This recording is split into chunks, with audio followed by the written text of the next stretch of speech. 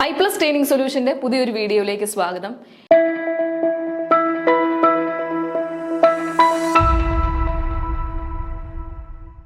ഇന്ന് നമ്മൾ ഡിസ്കസ് ചെയ്യാൻ പോകുന്ന topic set paper 1 general studies അല്ലെങ്കിൽ ടീച്ചിങ് ആപ്റ്റിറ്റ്യൂഡുമായിട്ടൊക്കെ ബന്ധപ്പെട്ട സോഷ്യൽ സയൻസിലെ അഗ്രികൾച്ചറൽ റവല്യൂഷൻസ് ഇൻ ഇന്ത്യ എന്ന ടോപ്പിക്കാണ്.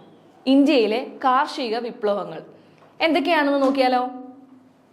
എന്താണ് കാർഷിക വിപ്ലവം എന്ന് പറയുന്നത്? Agricultural revolutions are the big shift in farming brought about new inventions, discoveries or technologies.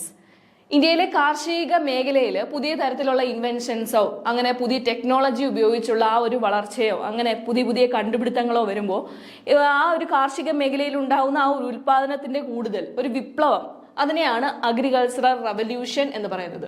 They change how farmers grow crops and they produce more food.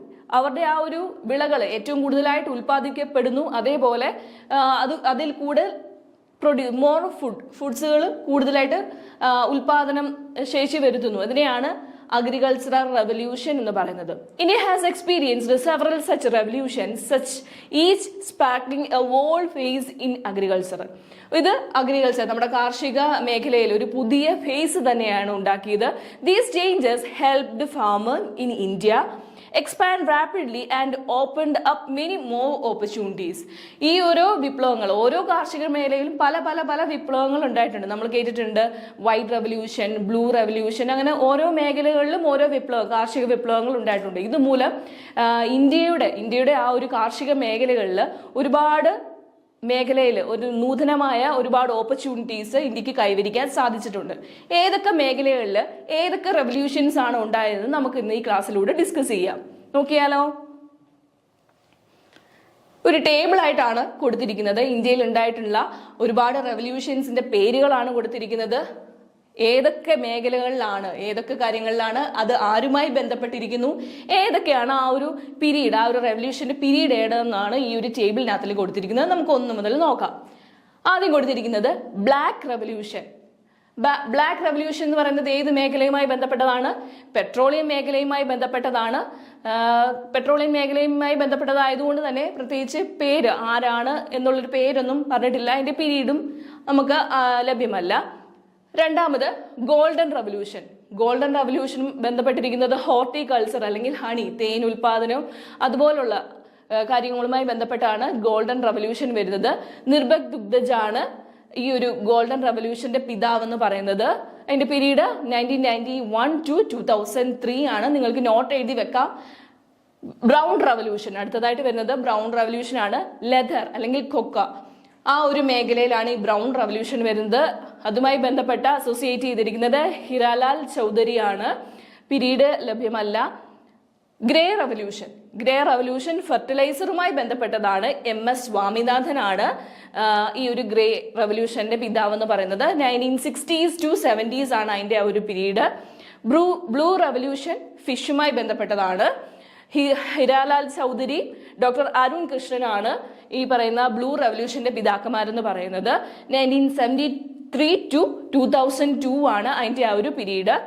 അടുത്തത് silver revolution മുട്ടകളുമായി ബന്ധപ്പെട്ട എഗ്സുമായി ബന്ധപ്പെട്ട ഒരു റവല്യൂഷനാണ് സിൽവർ റവല്യൂഷൻ. ഇന്ദിരാഗാന്ധിയാണ് ആ ഒരു റവല്യൂഷനുമായി ബന്ധപ്പെട്ട വ്യക്തി. 1969 to 1978 ആണ് അതിന്റെ ഒരു കാലയളവ്. അടുത്തതായിട്ട് പറയുന്നത് വൈറ്റ് റവല്യൂഷൻ ആണ്.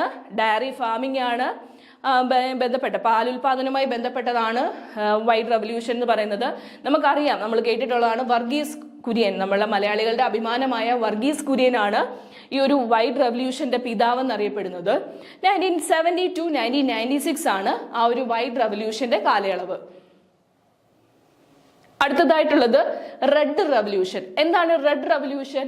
മീറ്റ് ആൻഡ് ടൊമാറ്റോയുടെയും അതേപോലെ മീറ്റിന്റെയും ആ ഒരു ഉൽപാദനവും അതിന്റെ ആ ഒരു റവല്യൂഷനുമായി ബന്ധപ്പെട്ടതാണ് റെഡ് റവല്യൂഷൻ.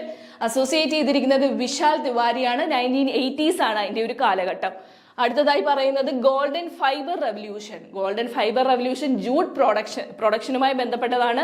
നിർഭക് ദുഗ്ധജ് ആണ് അതുമായി ബന്ധപ്പെട്ട ഗോൾഡൻ ഫൈബർ റവല്യൂഷന്റെ പിതാവെന്ന് അറിയപ്പെടുന്നത്. 1990s ആണ് ആ ഒരു വിപ്ലവത്തിന്റെ കാലഘട്ടം. അതേപോലെ ഗ്രീൻ റവല്യൂഷൻ എന്തുമായി ബന്ധപ്പെട്ടിരിക്കുന്നു?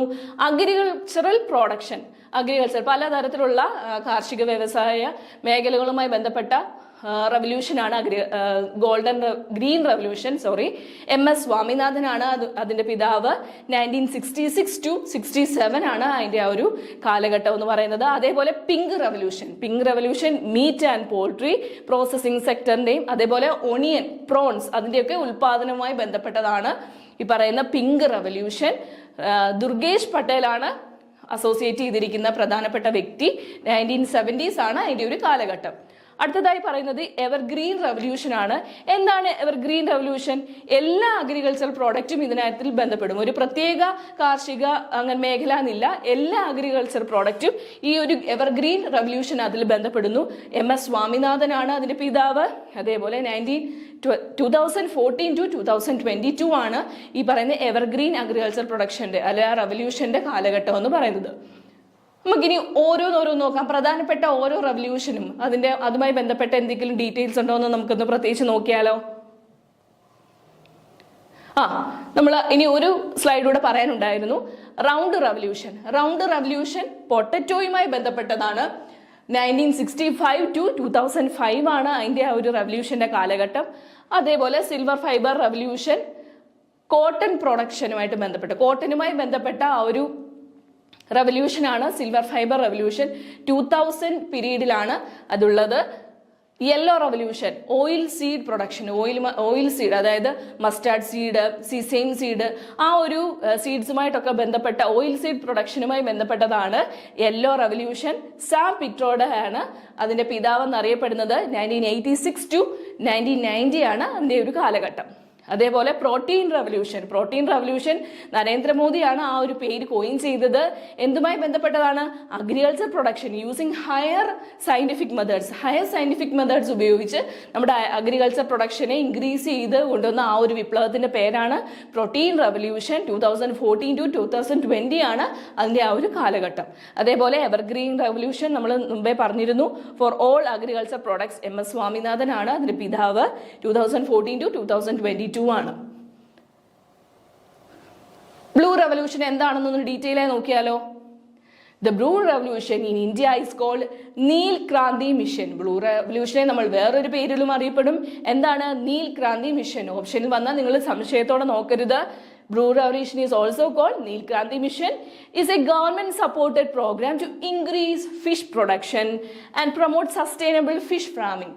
അതായത് ഫിഷിന്റെ പ്രൊഡക്ഷൻ കൂട്ടുന്നതിന് വേണ്ടിയും അതേപോലെ മീനുകളുടെ ഉൽപാദനം വർദ്ധിപ്പിക്കുന്നതിന് അതിന്റെ ഒരു ഫാമിംഗ് ഡെവലപ്പ് ചെയ്യുന്നതിന് സസ്റ്റൈനബിൾ ആയിട്ടുള്ള ഫിഷ് ഫാമിംഗും ഹെൽപ്പ് ചെയ്യുന്ന ഒരു റവല്യൂഷന്റെ പേരായിരുന്നു blue revolution. The goal is to bring economic growth and fair development in the fisheries സെക്ടറിന്റെ ഡെവലപ്മെന്റിന് വേണ്ടിയും എക്കണോമിക് ഗ്രോത്തിന് വേണ്ടിയും ഈ ഒരു ബ്ലൂ റവല്യൂഷൻ കാരണമായി. Blue Revolution is in India, launched around 1985 by Dr. Arun Krishnan and Hiralal Chowdhury. രണ്ടുപേരാണ് അതിന്റെ പിതാക്കന്മാരെന്ന് നമ്മൾ നേരത്തെ പറഞ്ഞു. ഡോക്ടർ അരുൺ കൃഷ്ണനും അതേപോലെ ഹിരാലാൽ ചൗധരിയുമാണ്. They are also known as the fathers of blue റവല്യൂഷന്റെ ഫാദർ എന്ന് പറയുന്നതാണ് രണ്ടുപേര്. മറക്കാതെ ഓർക്കുക. ബ്ലൂ റവല്യൂഷന്റെ മറ്റൊരു പേരാണ് നീൽ ക്രാന്തി മിഷൻ. ഇത് ലോഞ്ച് ചെയ്തത് 1985 ഡോക്ടർ അരുൺ കൃഷ്ണനും ഹിരാലാൽ ചൗധരിയുമാണ് ഇതിന്റെ ഫാദേഴ്സ്. ഇത് എന്തിനു വേണ്ടിയിട്ടായിരുന്നു? ഫിഷ് ഫാമിംഗ് ഒക്കെ പ്രൊമോട്ട് ചെയ്യാൻ വേണ്ടി, അതുവഴി എക്കണോമിക് ഗ്രോത്ത് ഇൻക്രീസ് ചെയ്യാൻ വേണ്ടി ഒക്കെ ആയിരുന്നു ഈ ഒരു ബ്ലൂ റവല്യൂഷൻ കാരണമായി. ഓക്കെ, അടുത്തത് നോക്കാം. റൗണ്ട് റവല്യൂഷൻ എന്താണ്? പൊട്ടറ്റോയുടെ ആകൃതി ഓർത്താൽ മതി അല്ലെ. ഉരുണ്ട പൊട്ടറ്റോ ആയതുകൊണ്ട് നമ്മൾ എന്ത് പറയും? റൗണ്ട് റവല്യൂഷൻ ആണെന്ന് ഓർമ്മയിൽ വെക്കുക. The round revolution in India is refers to the movement focused on increasing the production of potatoes. This revolution aimed to improve potato farming through better seeds, modern techniques and storage facility to ensure year-round availability of and reduce wastage. Potato ഫാമിങ്ങിനെ improve ചെയ്ത് അതേപോലെ പുതിയ technologies, നല്ല better seeds ഒക്കെ കൊടുത്ത് നല്ല better ടെക്നോളജിയിൽ wastage കുറച്ച് സ്റ്റോറേജ് ഫെസിലിറ്റി ഇൻക്രീസ് ചെയ്ത് മുഴുവൻ ഈ പൊട്ടറ്റോയെ കൺസേർവ് ചെയ്യുന്ന ആ ഒരു റവല്യൂഷന് നമ്മൾ പറഞ്ഞ പേരാണ് റൗണ്ട് റവല്യൂഷൻ. എന്താണ് ഗോൾഡൻ റവല്യൂഷൻ? ചിത്രത്തിൽ കാണാം അല്ലേ. ഹണി അല്ലെങ്കിൽ ഹോർട്ടിക്കൾച്ചർ പ്രോഡക്ട്സിനെ ഇംപ്രൂവ് ചെയ്യുക, അതിന്റെ ഗ്രോത്തിനെ ഹെൽപ്പ് ചെയ്ത ആ ഒരു പ്രോസസ്സ്, ആ ഒരു റെവല്യൂഷനാണ് 1991 to 2003 ആണ് ആ ഒരു ഗോൾഡൻ റെവല്യൂഷന്റെ പീരീഡ് എന്ന് പറയുന്നത്. The golden revolution in India refers to the period of rapid growth in the production of fruits, honey and horticulture products. Nirpak Tugdej is also called the father of golden revolution. മറക്കാതെ ഓർക്കുക, നിർപ്പജ് തുഗ്ദജ് ആണ് golden റെവല്യൂഷന്റെ പിതാവ് എന്നറിയപ്പെടുന്നത്. Rapid growth of production of fruits, honey and horticulture products. Okay, അടുത്തതായിട്ട് നമ്മൾ പറയാൻ പോകുന്നത് യെല്ലോ റെവല്യൂഷൻ ആണ്. എന്താണ് yellow revolution? The revolution launched in 1986 to 87 to increase the production of edible oil, especially mustard and sesame seeds to achieve self-reliance is known as yellow revolution. അതായത് edible ഓയിലിന്റെ production increase ചെയ്യാൻ വേണ്ടി ആ ഒരു increase ചെയ്ത ആ ഒരു റെവല്യൂഷനെ പറയുന്ന പേരാണ് yellow revolution. Mustard and sesame seed ആണ് മെയിൻലി ആയിട്ട് അവർ ഫോക്കസ് ചെയ്ത ആ ഒരു റെവല്യൂഷന്റെ ടൈം പീരീഡ്. ഓക്കെ, സാം പിട്രോഡയാണ് യെല്ലോ റെവല്യൂഷന്റെ പിതാവെന്ന് അറിയപ്പെടുന്നത്. അടുത്തത് വൈറ്റ് റെവല്യൂഷൻ. വൈറ്റ് റെവല്യൂഷൻ നമുക്കറിയാം, ഇദ്ദേഹത്തിന്റെ മുഖം ഓരോ മലയാളികൾക്കും അറിയാവുന്നതാണ് അല്ലെ, Varghese Kurien, father of white revolution എന്ന് പറയും. The white revolution is also known as operation flood. മറക്കാതെ ഓർക്കുക, ഓപ്പറേഷൻ ഫ്ലഡ് എന്നാണ് വൈറ്റ് റെവല്യൂഷനെ അറിയപ്പെടുക. Refers to the significant agriculture and economic transformation of India's dairy sector led by doctor Varghese Kurien. Doctor Varghese കുര്യന്റെ നേതൃത്വത്തിൽ ഇന്ത്യയിൽ അതായത് ഡയറി പ്രോഡക്ട്സിന്റെ എല്ലാം ഉൽപാദനം വർദ്ധിപ്പിച്ചു. അതിന്റെ മറ്റൊരു പേരാണ് operation flood. It involved a dramatic increase in the milk production, transforming India from a milk deficient nation to the world's largest milk producer. ഇദ്ദേഹത്തിന്റെ ആ ഒരു വൈറ്റ് റെവല്യൂഷൻ കാരണം ഇന്ത്യയിലെ ഏറ്റവും കുറവായിട്ട് ഉൽപാദനത്തിൽ ഏറ്റവും കുറവായിട്ട് ഇരുന്ന ആ ഒരു milk production world's largest milk producing country ആയിട്ട് നമ്മുടെ ഇന്ത്യയെ മാറ്റിയെടുക്കാൻ ഈ ഒരു വൈറ്റ് റെവല്യൂഷൻ കാരണം നടന്നു. മറക്കാതെ ഓർക്കുക, വൈറ്റ് റെവല്യൂഷന്റെ മറ്റൊരു പേരെന്താണ്? Operation flood. അതിന്റെ പിതാവ് ആരാണ്? വർഗീസ് കുര്യൻ. അടുത്തത് ഗ്രീൻ റെവല്യൂഷൻ, അല്ലെങ്കിൽ മറ്റൊരു പേരല്ല, എവർഗ്രീൻ റെവല്യൂഷൻ. രണ്ടും അഗ്രികൾച്ചർ സെക്ടറുമായി ബന്ധപ്പെട്ടതാണ്. നമുക്കിത് രണ്ടുകൂടെ ഒന്ന് കൂട്ടി യോജിച്ച് പഠിക്കാം. The green revolution and evergreen revolution in India are spreaded by MS Swaminathan. MS സ്വാമിനാഥന്റെ നേതൃത്വത്തിൽ അസോസിയേറ്റ് ചെയ്ത ഒരു റെവല്യൂഷൻ ആയിരുന്നു ഏതൊക്കെ? ഗ്രീൻ റെവല്യൂഷനും എവർഗ്രീൻ റെവല്യൂഷനും. അപ്പൊ രണ്ടും ഓർക്കുക, രണ്ട് റെവല്യൂഷന്റെയും അസോസിയേറ്റ് ചെയ്ത് പിതാവ് ആരായിരുന്നു? MS സ്വാമിനാഥനാണ്. Green Revolution aimed to boost agriculture production through the adoption of modern technologies like high yielding variety of wheat and rice, increased irrigation and fertilizer use. Green Revolution എന്താണ് സംഭവിച്ചത്?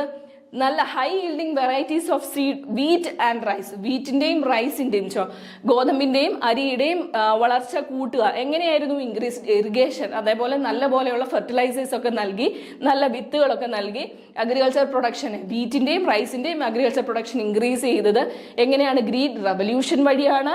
അതേപോലെ എന്തായിരിക്കും evergreen revolution? Evergreen revolution is a concept that envisions sustainable agriculture advancement focusing on long term productivity without causing ecological harm. Ecological harms ഒന്നും വരുത്താതെ നമ്മുടെ എൻവയോൺമെന്റിലെ നല്ലപോലെ conserve ചെയ്ത് നമ്മുടെ അഗ്രികൾച്ചർ പ്രൊഡക്ഷൻ ഇൻക്രീസ് ചെയ്യുക, ലോങ് ടേം പ്രൊഡക്ടിവിറ്റി കൂട്ടുക എന്നുള്ളൊരു ലക്ഷ്യമായിരുന്നു എവർഗ്രീൻ റെവല്യൂഷനിൽ കൂടി നമ്മൾ നേടിയെടുത്തത്. ഇത്രയും കാർഷിക വിപ്ലവങ്ങൾ നിങ്ങൾക്ക് മനസ്സിലായി എന്ന് വിശ്വസിക്കുന്നു. അടുത്ത ക്ലാസ്സിൽ നിങ്ങൾക്ക് ഏതെങ്കിലും ക്ലാസ്സുകൾ പ്രധാനപ്പെട്ടത് പഠിപ്പിക്കേണ്ടതുണ്ടെങ്കിൽ നമുക്ക് കമന്റ് ആയിട്ട് കൊടുക്കുക. അപ്പോൾ നെക്സ്റ്റ് ക്ലാസ്സിൽ കാണാം. Thank you, by.